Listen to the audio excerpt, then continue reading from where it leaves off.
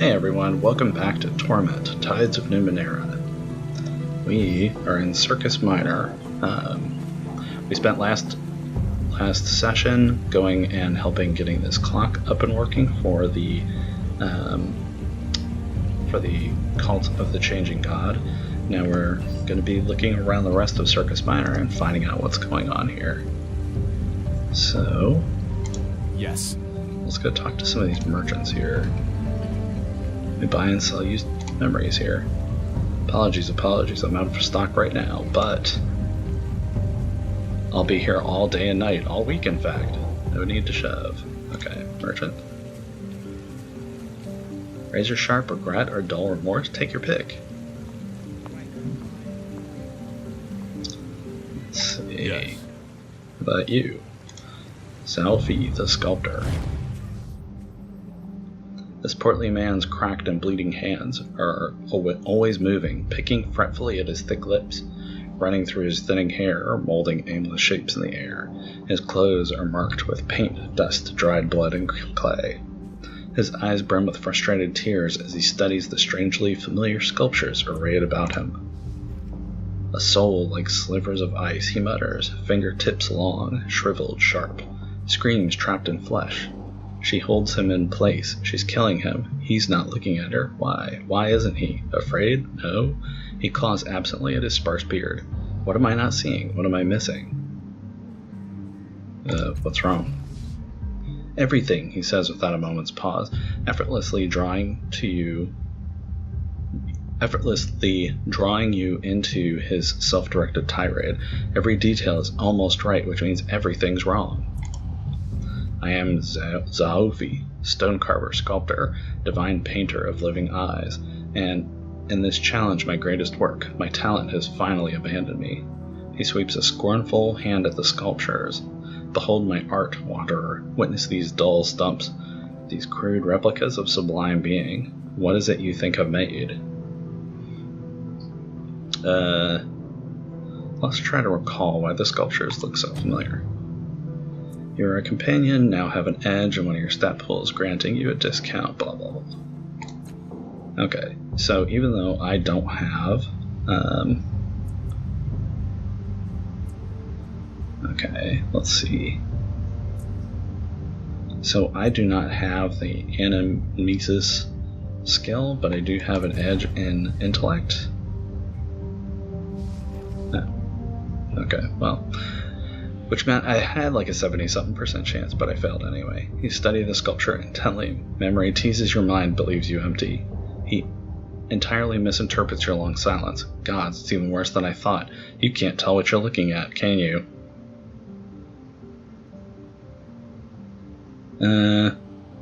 Yeah, I have no idea. I'm not even sure which sculpture we're supposed to be looking at here. I have no idea. And why should you? He says with gloomy satisfaction. I barely understand it myself. The only purpose these sculptures serve are as tombstones for my once monumental talent. He kneads his eyes with his fingers. It's meant to be a portrayal of man, and the amorphous predator that devoured him. You stare at the sculptures, and memory immediately clicks into place.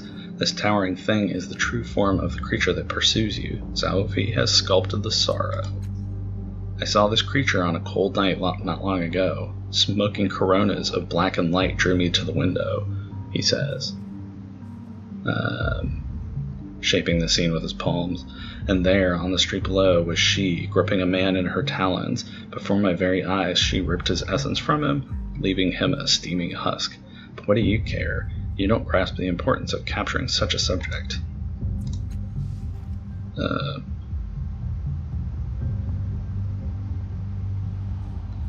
I've seen aspects of her. Maybe I can help you capture the details. Do I want... Let's see. So this is kind of a magic place. If we capture her details, does that draw her here? I don't know. But, why not? He stares at you dumbfounded. You think I'm trying to sculpt the killer, he says? Of course I am. I've succeeded, in fact. She is beauty and vengeance incarnate. What artist worth his metal couldn't capture such a being? He clucks his tongue. But she doesn't need to be remembered. How can anyone forget such a lethal creature? No, the source of my ruin is this damnable man. He points trembling finger at the faceless human cradled in the statue's talons, a charred, oddly familiar pattern etched on the stone head. He stared eternity in the face and did not blink. But he will be forgotten unless I capture him here, and I cannot do that unless I know what drove him. The moment he fell, I ran for the street. But the Dendra of Ur claimed his body and took it away, probably to their foul chapel in the Underbelly. Now I'll never know who he was. Tell me about the Dendra of Ur. They are a cult and a curse. They would have you believe that they exist to preserve the great works of humanity, to celebrate life. You may even believe them until you smell their breath. The truth is they squat in the Underbelly chapel eating corpses and claiming it gives them power.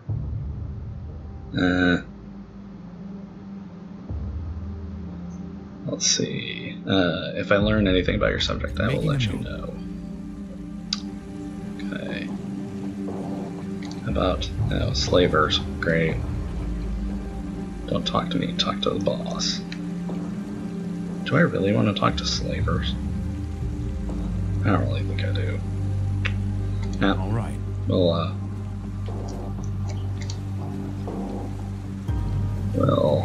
how about Prada here? In the shadows cast by the folds of this merchant's cowl, you glimpse hints of verdant chitin and amber mandibles erupting from the pale human flesh. Her voluminous robes cannot hide the fact that her movements are off, as if one too many joints inhabit too little space. But her voice's warm, tumbling flood of spoken thoughts and impulses. A fair afternoon to you. Warm, isn't it? Something begins humming in one of her many pockets, and her brilliant, multifaceted eyes flicker towards an invisible point in the distance. Well, not as warm as it could be, but this is the warmest minute of the week by a considerable margin. She trails off, but the hum continues.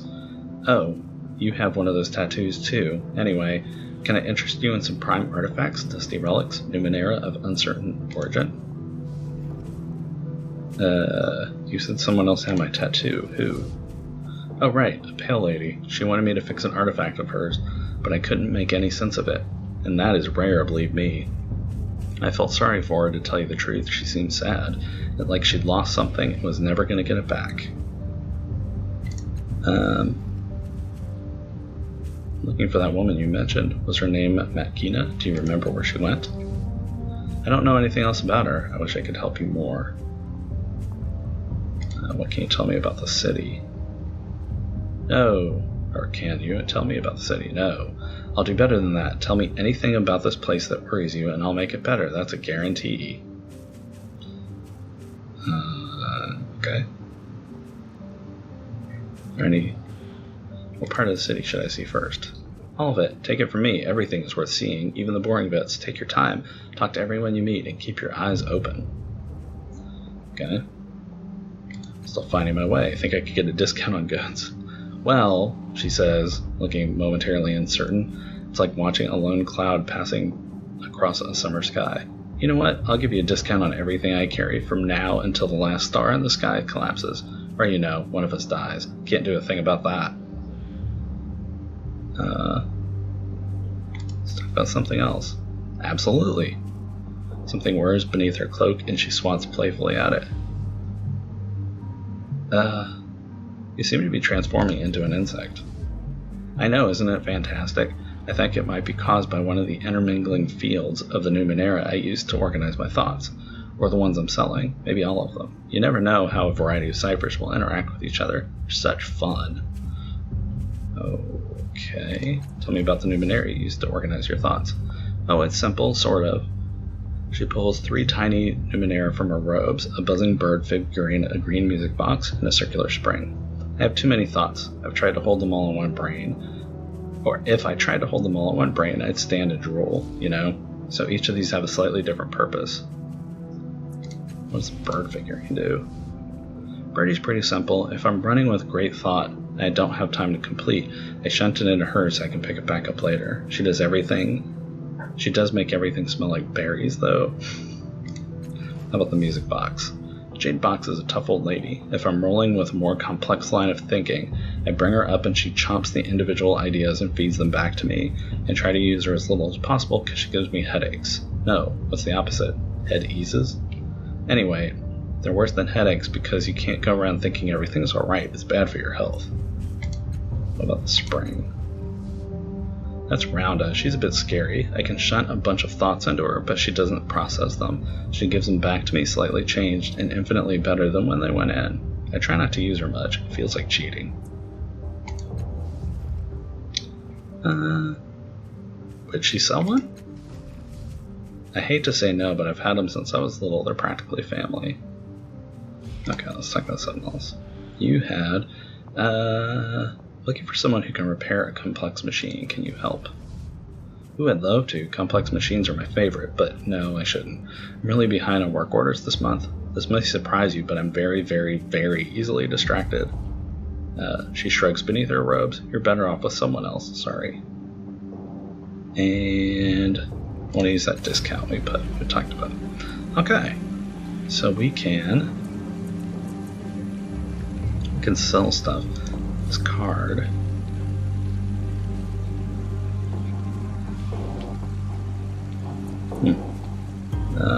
No, let's not sell it yet. Yeah, this world is so weird. I don't know if this is gonna... I don't know if this is just something meant to be sold, or if it's something that we might need later.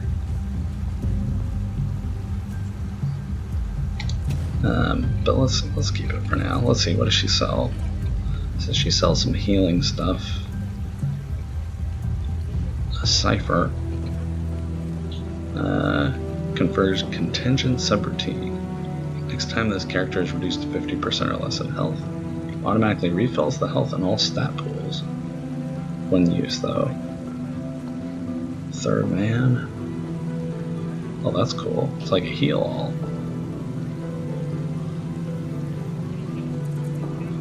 That's nice. Full heal. Yeah, my problem is I don't have a ton of money, so I could probably just get one of these and then I would be tapped out. Okay, well since we got so little money, we'll come back later. How about, who are you? Wind spins off a distant sea, sweeping between you and the boy, whistling up towards the peaks of Sage's Cliffs. He glances at you and then the crowds and the plazas beyond. He appears to be looking for someone. Saw you wandering down to the reef, he says. Did you get that star before the others did? He looks back at your face and grins. Guess not. That ain't a face that's found good to pick. A lot of people went looking for the star, did they? Nah, not too many. Gotta be a carker to go down on the reef. That place is haunted.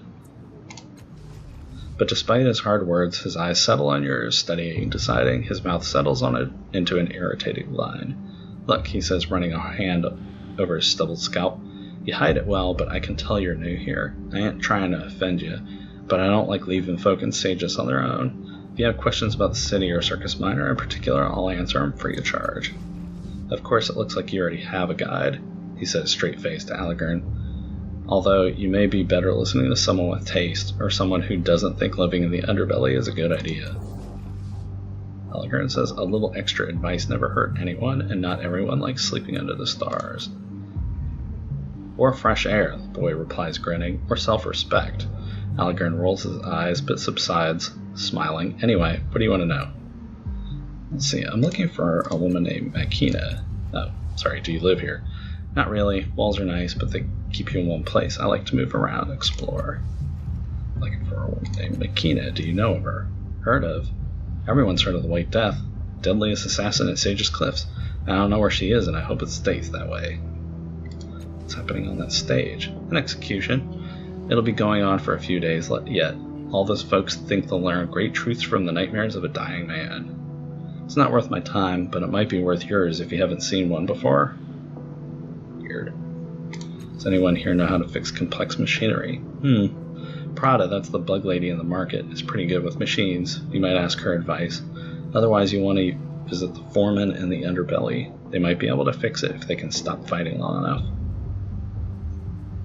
What are you doing here? Just got back from a scrounge. I'm here trading salvo for supplies before I set out again, enjoying the sights, you know? Can't help notice that he doesn't seem to be enjoying himself. He looks downright unhappy, guilty even. What are you looking for? He flinches, then glares back at you. At first it seems he's not going to answer. A girl I met a while back, he says, looking away. She was new in town, like you. I'm just wondering what happened to her, if she's okay. I want to ask something else. Let's see. You don't have a home? Don't need one. I carry my life with me. He pats his bags. Where can I find a place to sleep around here? Call to the Changing God might let you sleep in their camp, or you can try the Tranquility's rest into the caravanserai. Okay. Thank you. See you around. Let's do it. Okay, so I'm also thinking I need to remember to use this flex skill. It lets me boost one of my skills by 1. I need to think about what to do with that. If I'm going to be talking to people, maybe I should go and boost my persuasion. Although I honestly haven't used persuasion much. Let's see. You got the execution ground. Let's go check this other merchant area up first. Here we go then. Here's a tarot. Flindros, Darcy, Arms Merchant, Seer. Great profits gotta eat. How about a little donation, hey? Sign over the stall says the arming room, buy, sell, trade. Under the awning is a skinny man with stooped shoulders and a concave chest. Is cleaning a filth-caked weapon of some kind. He salutes you with a greasy hand. Done in a moment. Have a look around. If you need anything, let me know. Show me what you have for sale. Okay, so another thing we want to do is we want to get an offhand weapon, which means we need to get rid of our two-handed weapon. I'm assuming this is a two-handed weapon. There's nothing in it that says that it's two-handed, though, and it doesn't seem to be taking up both slots. Good balance. Okay, well, we want an offhanded weapon because we picked up that ability that gives us defensive bonuses if we've got something in our offhand.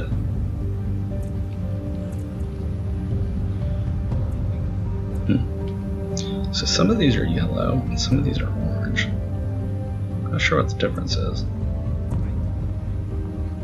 Might, speed. Now, it might just be that yellow weapons are speed and orange weapons are might. But shield, which we can pick up. That'll give us a bonus to evasion, and I think our ability gives us a bonus already. So, crossbows are traditionally two-handed.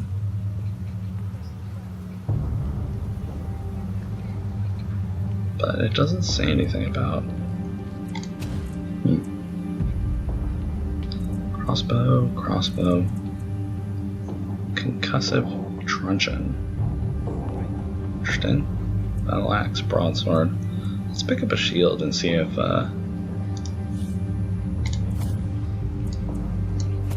no, can't use a crossbow and a shield. Okay, so I would really like to stay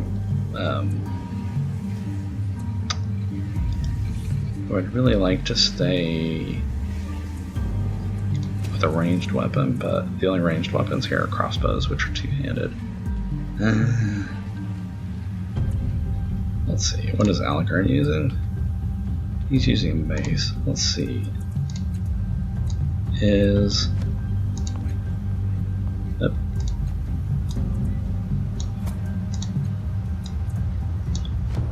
Okay.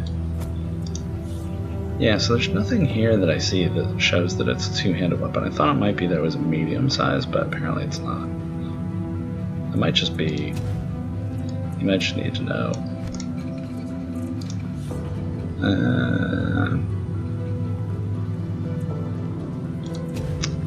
don't know. Good balance. I kind of like the idea of having a ranged character and a melee character, so I guess we'll go and we'll keep our eyes out for a one-handed ranged weapon. I don't know. Maybe there aren't any. We'll find out. We'll get that sorted out. Or maybe we'll get somebody on our side that's arranged, and we'll switch to a melee weapon. Let's see what we got here. Steristi. Nearly every inch of this merchant's body is covered in tightly wound robes and furs. A hood obscures its head, and mask conceals its face. It caresses a cracked ancient skull with dark fingers. It notices you and gently taps its similarly dressed companion on the shoulder, leaving a smudge of fibrous ink. Valinda recognized the thief at once, the creature says, crossing its swaddled arms. Perhaps he imagined that by speaking with Steristi, he would evade Valinda's notice. Unfortunately for him, nothing ever did. Watch Steristi work. The merchant's spread-fingered hands glide over the faded parchment with the faint sounds of quill scratching. Vibrant letters and an unfamiliar tongue appear in their wake. Why is your partner narrating me? Steristi either ignores you or does not hear you. Watch. Work some more. Dark letters emerge from the shadow of that hand as if pulled from beneath the page. Why don't you talk? Okay, weird. Let's just talk to Valinda then. Nearly every inch of this merchant's body is covered in tightly wound robes and furs. A hood obscures its head, and mask conceals its face. This doesn't stop you from noticing that it is apparently furious with you. Trembling, it bats at its similarly dressed companion. Both of them turn and pass masks back to you. Neither Valinda nor Steristi could believe it, but the thief had come back. Had he come in shame, ready to return what he had taken? No, his hands were empty, his expression baffled. Perhaps the thief had simply forgotten to return what he had borrowed, but this made him no less a thief. Are you narrating me? The thief said, trying to distract Valinda from the matter at hand, but the merchant would not be distracted. 10 years ago, the thief had borrowed a book. Valinda wondered if the scoundrel was possibly unfamiliar with the definition of the word. It did not mean taking a thing and keeping it, after all. Steristi pointedly returns to work, ignoring you both. Valinda sighs, massaging its temples with gloved hands. But in the end, Valinda took a deep, deep breath and asked the thief to simply return the sealed and long overdue book with the 5-colored sigil on its cover.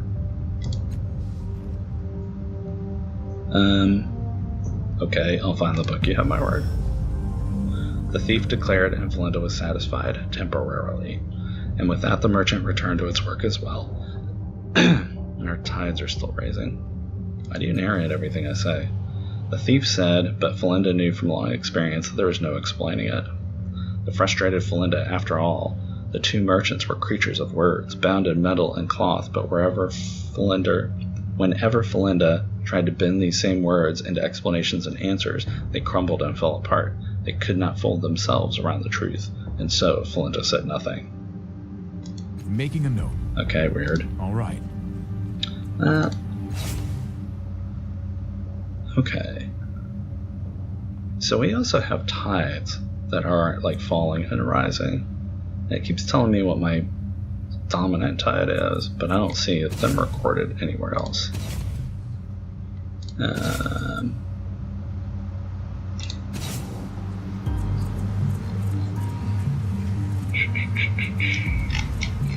Yeah, I don't see it. Anyway. Okay. So you need to search for Makina, who is down in the Underbelly. We need to find a book, but I don't know if we're going to actually find that or not. And search for Sorrow's latest victim in the Dendra of her chapel, which is also in the Underbelly. So, go. Let us see who else we have to talk to. The Genocide. He sounds friendly. This burly armor-clad figure stands almost motionless as you approach. He regards you silently through his singular eye. The studs on his arms and blades on his shoulders are stained and pitted with age. When he speaks, his voice is muffled and artificial, a hollow grumble that emanates from the entirety of the helmet. I am the Genocide. If you ask, I must answer. Pass on then and exchange no words. Said that you had to answer if I asked. Why? From within the helmet you hear a grinding noise, the sound of teeth gnashing, amplified, and the voice again, bleak. We sat at the river's edge, and we wept for a time that was. We saw nothing more to conquer, and yet our fears still drove us. We had conquered the land, purged its impurities, made it ours, still we wanted more. When we heard that humans had come to carve a home, we rejoiced to have a new foe, a new test of truth. We rode against them. We drove them to the forge of the night sky, to the valley of Mirageless, to the dangers of the Black Riage. But those who built atop these ruins, they thwarted us, time and again. So we brought our constructs and our deadliest warriors to the bay outside the city. We laid a mighty siege. We entered the human settlement. We fought past barricades and traps. Some of the constructs are still here, silent and dead, but when we thought we had achieved our greatest victory, a powerful Nano saved them with his magics. He called upon the strengths of the ancients and captured us. I thought my life was at an end, but he imprisoned me in slow time, trapped me in this body, used machines to paralyze my will. I still remember our glories, and I still see the faded future in front of me, and I am powerless to act. The memories of our triumphs remain always at the forefront of my mind, and I must answer the mocking questions of these people or suffer.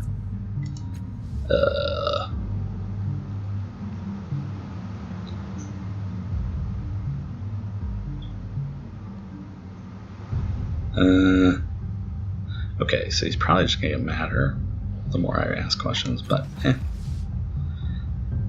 I am a blade that cannot cut, a weapon that cannot strike, a living monument to failure. I was Ogesti Tel Kotu, the firm hand of tradition. They called me one of the Black Three. Enemies did not understand us. They took my name to mean death in a dozen extinct tongues. They called me Orphan Maker, Hope Smasher, Death's Child. My armies blacken the earth and the skies. My Dragoliths scour the land. Domination was my duty. If they had known, if they had welcomed us, they might have been our thralls. Instead, they became dust. All this, it was to have been mine, and stewardship for the future of my people was promised, but now I am the genocide, a relict, the last of my kind.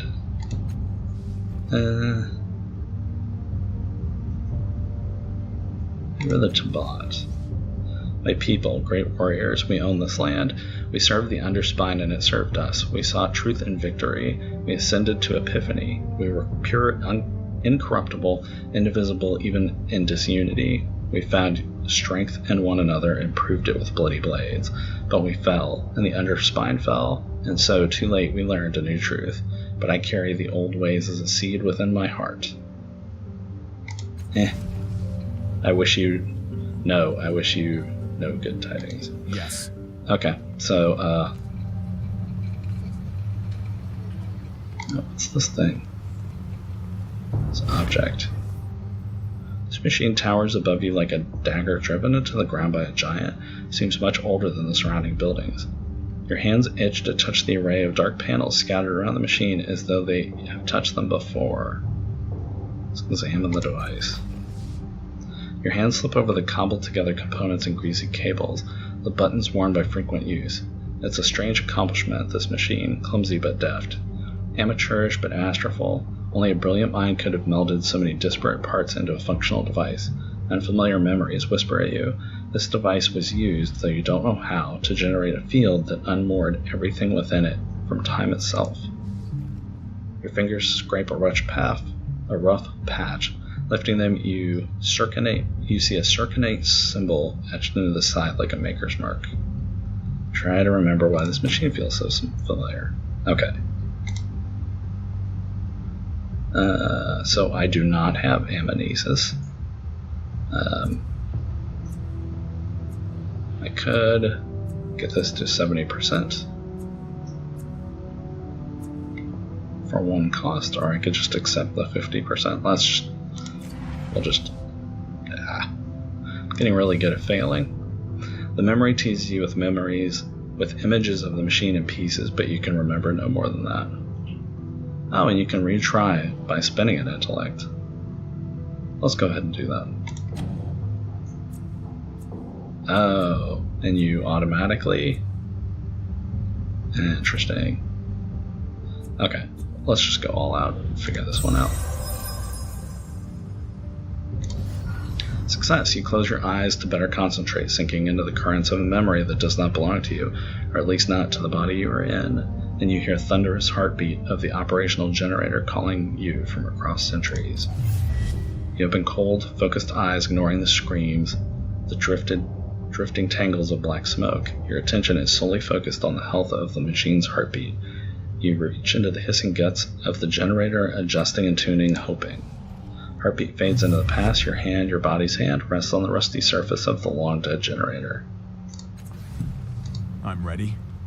Okay. And Canadu and El Gento.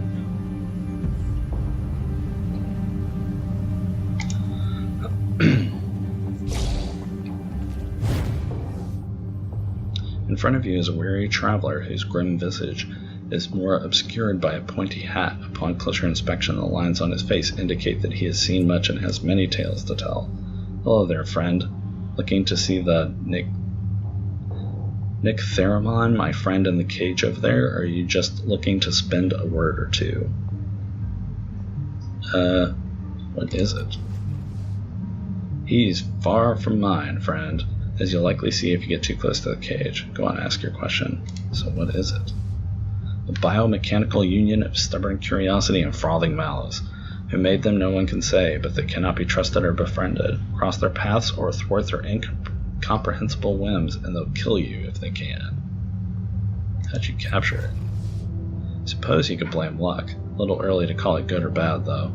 I was working on, well, I'll call it a trap, in a valley, through some nameless ruin.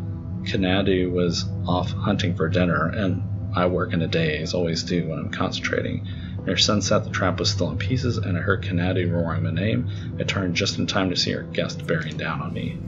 The creature's volley of molten energy cracked off my personal barrier I'd left active while building the trap, but I knew it couldn't hold. Then Canadu leapt off the valley edge onto the Nick Theramon's back, bashing it with his hammer. It shrieked, and then night fell, and the creature went still. I worked, a touch frantically, I admit, to finish the trap. It hadn't been designed for our guest, but as you see, it worked.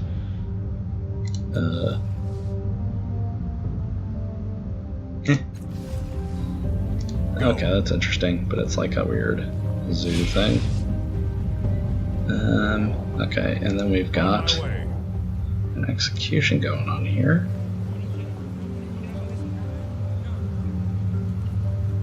I don't understand what's going on here.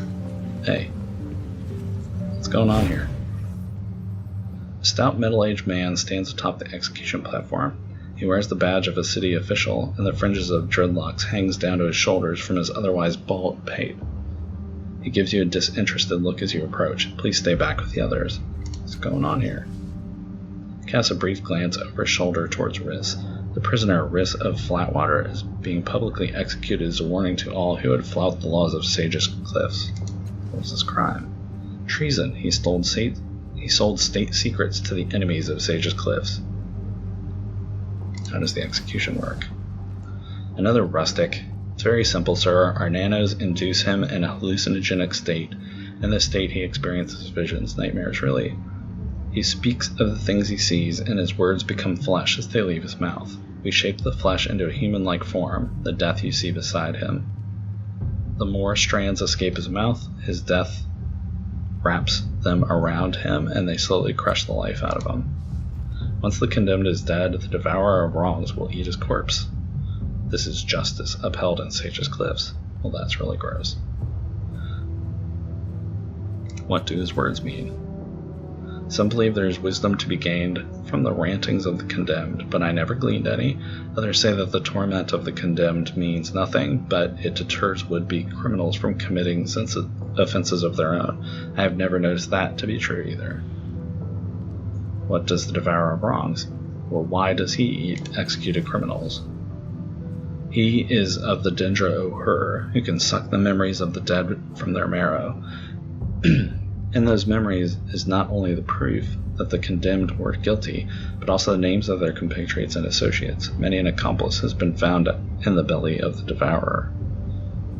Okay. Yes. Well, you're going to see them in the underbelly, so first, let's see if we can... We're down a couple points. Let's see if we can rest before we go down into the Underbelly. So it's something about us being able to use a tent here, maybe.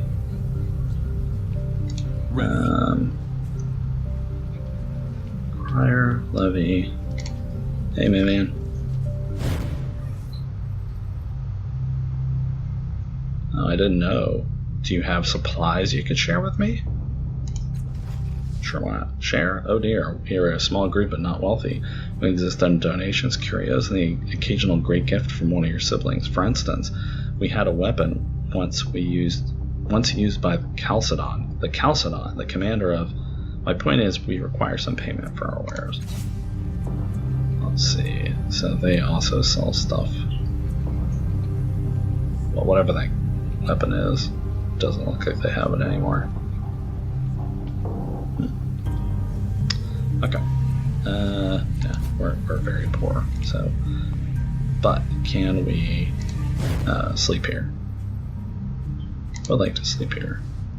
We would be honored if you chose to stay with us. We do request a small donation of 40 shins to offset our costs. Ugh.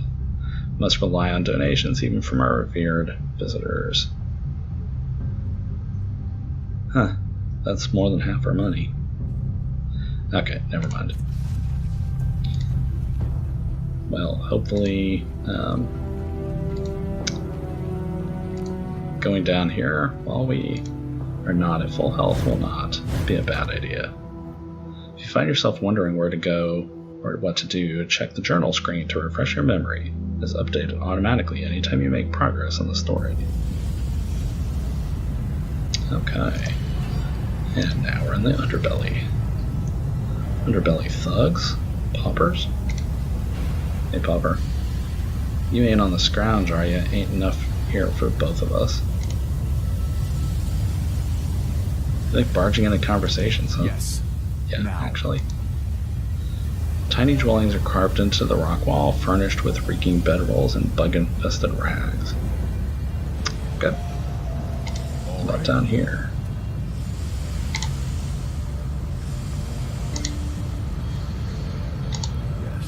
Who are you? This lissom Jack looks down on his luck, judging from his bare feet and dusty jerkin, but he takes in his surroundings with a hopeful gaze. As you approach, he smiles and throws out his arms in greeting, which reveals the tools of his trade on his belt. Puts a finger on the side of his nose and gives you a wink. How now, help me? Got any vert plod for a topside slipper? I have no idea what you just said. A look of panic flashes across his face, instantly replaced by a big grin and a hearty laugh. Ha! Just a little nonsense phrase we used to say to each other back in Kyorkoren. Yeah. You look like a fellow I knew there, so I thought I'd see if you remembered it. Pay it no mind. He claps his hands and gives you a fresh once-over. So, new to the Underbelly, eh? Just visiting or looking for something in particular? Who are you? Math Pa, professional fenestrationist. Recently arrived in the big city from fair Kyorkoren, at your service. Where's that? What? You've never heard the old song, Do You Know the Way to Kyorkoren? No. He starts singing. In back of the back of beyond, east of the spire and west of the fraud, that's where the girls of the footloose and free, that's where my sweetheart is waiting for me. No, not one of your favorites? Ah, well. It's a fenestrationist. Oh well, I open windows for a living. Okay. What can you tell me about this place? What can you tell me about the shins in your purse? Have you got a few to spare? I'm skint at the moment and making it hard to remember things. Okay, fine, here's 3. He snatches the coins and they disappear into his ragged shirt. Much obliged. Now, where to start? You want to hear about the people that live here, or maybe some of the stitch tunnels, or the manufactory, those crazy Dendra O'Hur bastards, or maybe you heard about the murder and you're looking for a thrill. Tell me about the Dendra O'Hur. The cannibals? Ha! Sometimes I think they do it just so they can be crazier than anybody else. I know they got some kind of mumbo-jumbo reason for eating dead folks, but I think they just like making people squirm, you know? Okay. You know where I can find Makina? The White Death? You ain't crazy, are you? Sorry, none of my business. I couldn't tell you where she is, but you might want to talk to Mapper. He's squatting in one of the shanties down there. If there's any place she can hide, he'd know about it. Okay. So what's your general take on the Underbelly? It's the bottom of the ladder. As they say around here, there ain't no more down to go. That's a good thing, right? It means you got nowhere to go but up. Unless you drown or get swallowed by the bloom or something. Tell me about the people here.